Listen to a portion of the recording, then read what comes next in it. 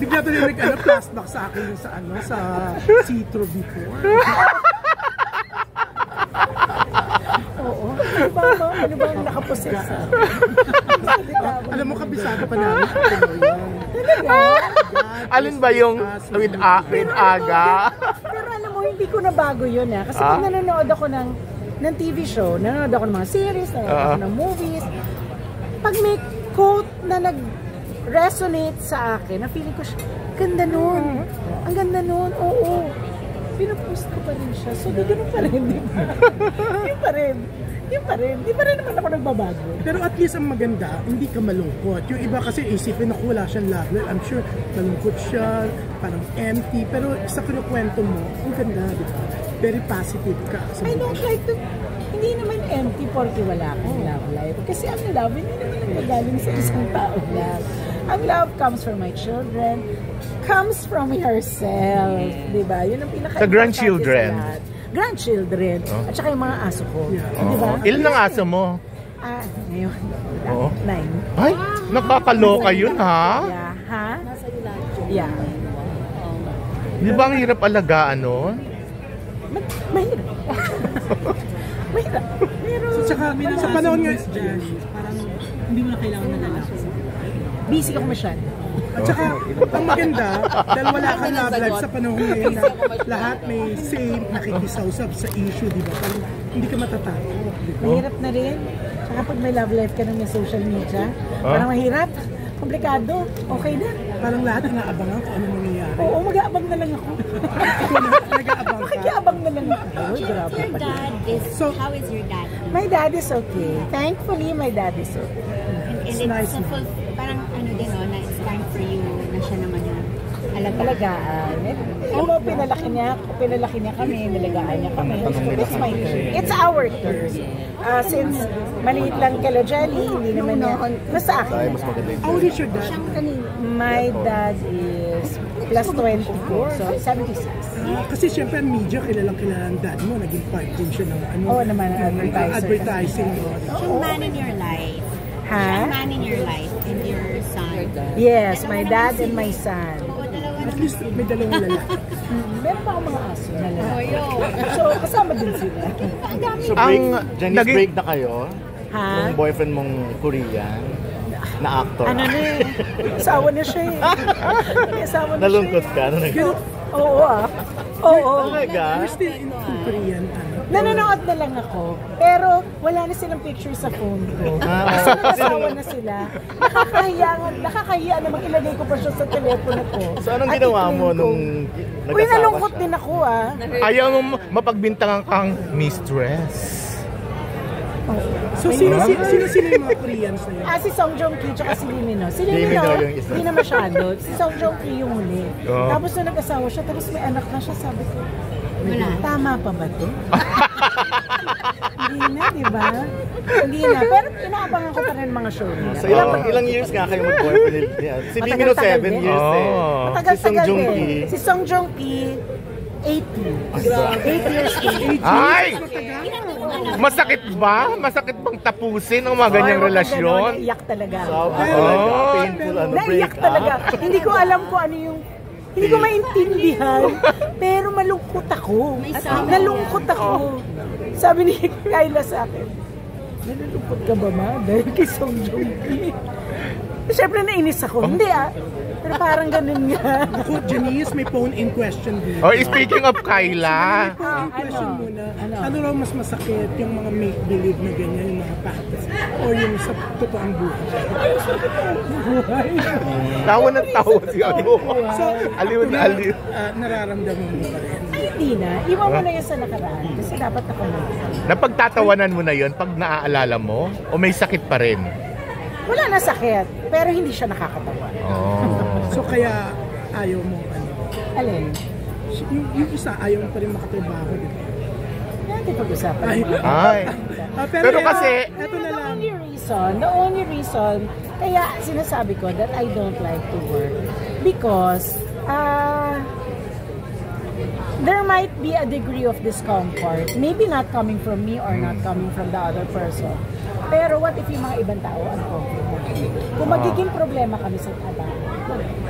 Oh, pero this year... Siguro, ewan ko. Pero, yun nga, kung hindi pwede yung isa, marami mga naghihintay with Aga muna. Kasi, ang daming kinilig na magkita kayo. Wala Kahit naman sa- nag-o-offer.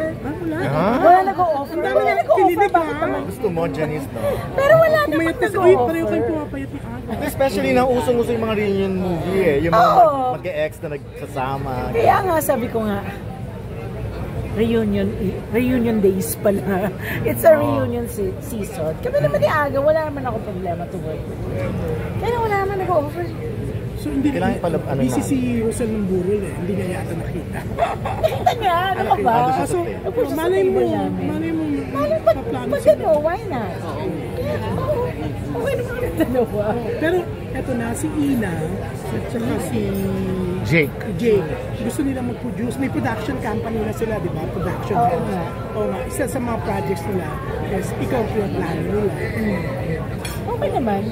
May nilapit na sila sa iyo project. Hindi pa uli. Na-cancel yung huli. Hindi pa uli. Oo. Pero yun nga, plano nila. You're excited to work with sa kanilang dalawa. Ako, wala akong problema. Kaya lang, si Ina baka nervousin siya pag nandun ako sa set. Pero sabi naman niya, hindi. Gusto niya. Oh, sige. Okay, game ako. Why not? Kasi pag makatrabaho ako at artista kami pareho, ayaw niya. Sabi ko, bakit? Wala naman ako sinasabi. Hindi mo ako umikibo. Once kami nag-work sa Dear Oge, wala naman ako sinasabi. Ayaw na daw niya ako katrabaho. Sabi ko, bakit? Wala naman ako sinasabi. Sabi ko, tumitingin na nga lang ako sa baba. Para wala nang... Uncomfortable lang. Sabi niya, ma, nanay kita. Kahit hindi ka magsalita. Nagigets ko yung pumipikit ka pa lang, nagigets ko lang yung ibig sabihin ng pikit. Sabi ko, so ano gagawin ko? Pero si Kyla this year talaga umangat siya sa linlang and Can't Buy Me Love. Tuloy na sasabi nila parang pamilya kontrabida. Si Kyla, ikaw at si Jana ang gagaling na magkontrabida. Okay lang, kasi wala kaming galing. Okay lang. Yeah. Ang bongga na nominate siya sa Asian Creator. I know, I'm so happy for you. I'm so proud of Sayang you. lang, no? Sabi ko, ay, ganun talaga. When you're nominated, you have to be prepared to not win. Ganun ka rin. Lagi kong iniisip na hindi ako nanalo. Para pag nanalo ako, yay! Yung ganun yung excitement. Eh, dito sa Espantahan, Sa ano yun? may sa tingin mo, may laban. Kanina tinanong kasi iba eh. Ikaw, wala. Hindi. Si Juday, hindi nagpaka, sa iba, diretso. Ako kasi talaga ever since sinasabi ko, hindi ko siya go. Kasi pag hindi ko nakuha, masakit. Madidisappoint ka lang. You'll just feel so bad. You'll feel na parang, after all these years, wala pa rin pala akong nagagawang tama. So, mas okay na sa akin yung manominate ako na maraming beses kahit wala. Okay. Pag nanalo ang Super Bowl, Pero, okay, eto, syempre ngayon meron kang Saving Grace. Nakakatuwa. During the lock-in taping niyo ni Shang, talagang parang naging close kayo. May binibigyan ka niya ng pagkain, may binibigay ka rin sa kanya. oo naman, nagugulat nga ako eh. Actually, Mega, she's very tough. She's very tough. First project niya. Nakatrabaho ko siya sa mga guesting sa show niya, sa Sharon Cuneta Show. Pero Nakatrabaho ko na siya sa Song Number. So, nakatrabaho ko na siya sa ganon. But first time sa drama. So, It's okay. kayo yung tipo, Magugulat kayo kasi hindi din ganun kadami yung eksena namin. pero kayo yung tipong nag-textmate na. Oo, naging kahit pa paano textmate na kami. Kakausap pa nga lang namin din eh. We No. welcome back. May isa pa akong tanong na medyo natakot pa akong tanong kasi may mga meme na lumalabas yung cast ng ng Incognito. Tapos siyempre yung iba doon tinatawag na cheaters. Tapos ang nakalagay kay Kyla, anak ng cheater. Siyempre hindi naman ikaw yung cheater. May reaction ka ba ron? I hate that people brand other people. Something like that. Just because sana wala kang pagkakamali. Pag nagbabrand ka rin. Sana wala kang pagkakamali. Because it's unfair. It's unfair. When you brand people, you damage their reputation. Unang-una, Mahirap kasi pag artista ka sa panahon ng social media, target practice ka eh. Wala kang magagawa, di ba? Kaya lang sana, wag ganon. Because, if I remember right, there was an article in Time Magazine that when the internet was created, it was created for people to be able to connect each other from around the world at any time. Di ba pagka may connection na sinasabi, it should be, di ba kaya kami Friendster? Kasi friends, di ba? Di ba? So, internet should have been a place of knowledge, should have been a place of connection. But now it is becoming a place of hate. So medyo nakakasad. Napaka-toxic. Nakaka-toxic.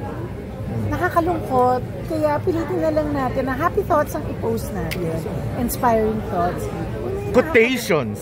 Inspiring quotations. Kasi as it is, napakahirap na ng buhay.